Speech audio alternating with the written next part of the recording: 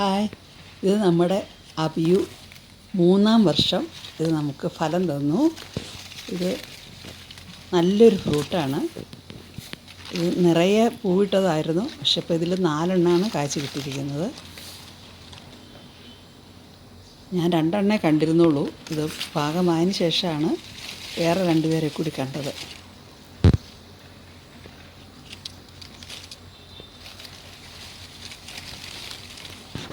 ഇനി നമുക്ക് ഒരു കുടംപുളി ഇട്ട് വെച്ച മീൻകറി ഉണ്ടാക്കാം. ഇത് കുടംപുളി ഇത് ചട്ടിയിലേക്കിട്ട് വേവിക്കാൻ വയ്ക്കാം. പിന്നെ ഉലുവ ഒരു പാനിലിട്ട് നന്നായി മൂപ്പിച്ചതിന് ശേഷം മിക്സിയിലിട്ട് പൊടിച്ച് നമുക്കൊരു ടിന്നിലാക്കി വയ്ക്കാം. പിന്നെ 1.5 കിലോ മീൻ, കുറച്ച് കറിവേപ്പില, 1.5 സവാള, 6-7 പച്ചമുളക്, മഞ്ഞൾപ്പൊടി 1 ടീസ്പൂൺ, മുളക് പൊടി 2 ടേബിൾ സ്പൂൺ, മല്ലിപ്പൊടി 1 ടേബിൾ സ്പൂൺ, ഉലുവ പൊടിച്ചത് 1 ടീസ്പൂൺ, കായം 1/2 ടീസ്പൂൺ, ഇഞ്ചി, വെളുത്തുള്ളി ഇത്തിരി കൂടുതൽ വേണം.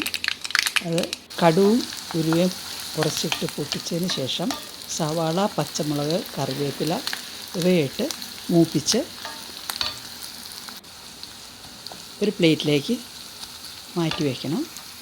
അതിലേക്ക് വെളുത്തുള്ളി ചതച്ചിട്ട് ഇളക്കി അതിൻ്റെ പച്ചമണം മാറിക്കഴിയുമ്പോൾ നമുക്ക് ഇഞ്ചിയിട്ട് മൂപ്പിക്കാം.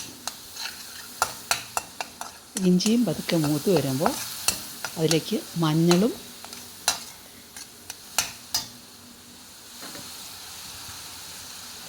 മല്ലിപ്പൊടിയും കൂടി ചേർത്ത് നന്നായി മൂപ്പിച്ചെടുക്കണം. മഞ്ഞളും മല്ലിപ്പൊടിയും മൂത്ത് കഴിയുമ്പോൾ അത് ഫ്ലെയിം ഓഫ് ചെയ്തിട്ട് 2 ടേബിൾ സ്പൂൺ മുളക് പൊടി ചേർക്കുക. അതിലേക്ക് 1 കപ്പ് വെള്ളം കൂടി മിക്സ് ചെയ്ത് ചട്ടിയിലാക്കി പാകത്തിന് ഉപ്പും ചേർത്ത് ഇളക്കുക. നന്നായി തിളച്ച് വരുമ്പോൾ അതിലേക്ക് മീൻ കഷ്ണങ്ങൾ ഇട്ട് കൊടുക്കാം.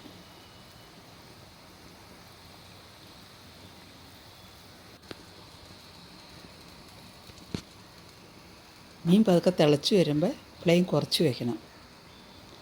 കഴിഞ്ഞൊരു 10 മിനിറ്റ് വേകാൻ വയ്ക്കണം.